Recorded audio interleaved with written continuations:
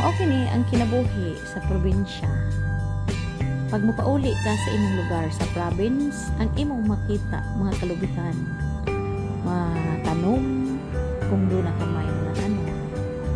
Makakita kag balay na simple, apan malinaw, walay kasikas sa lugar. Ang mga tignog sa langgam ang imong madungog, mangga punuan, malingaw ka. Mao kini ang kinabuhi namo sa probinsya. Maglugit ni og lubi aron among makitaan para sa among mga pamilya.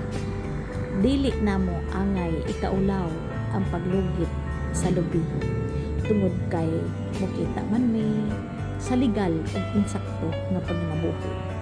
Lubi ra tuod ning among pangita, apan daghan ang mga tao nga nakatilaw ug among natabangan tungod kay ang lubi makakuha man og uwil panahon nga amo makaning baligya. Simple ang kinabuhi isip probinsyano, apan amo kaning ipagmalaki na ang probinsya maoy nindot ug hapsay nga panginabuhian tungod kay malinawon. Mag-uling pud mig bagol aron pud naay masugnod ang uban nga mga katawhan nga naa sa syudad. So isip kami na sa probinsya, dili namo angay ikaulaw ang among panginabuhian kung unsay among kita pang adlaw-adlaw tungod kay nakatabang kami sa katawhan ug mukita aron makapalit para sa among kinahanglanon sa among pamilya.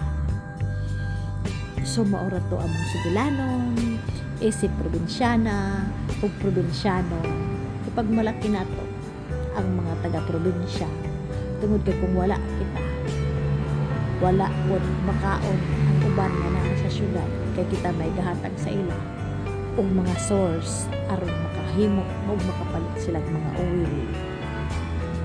Taas noo nga mahimong probinsyano tungod kay maayo man ang atong gibuhat. Daghang salamat. Thank you for watching.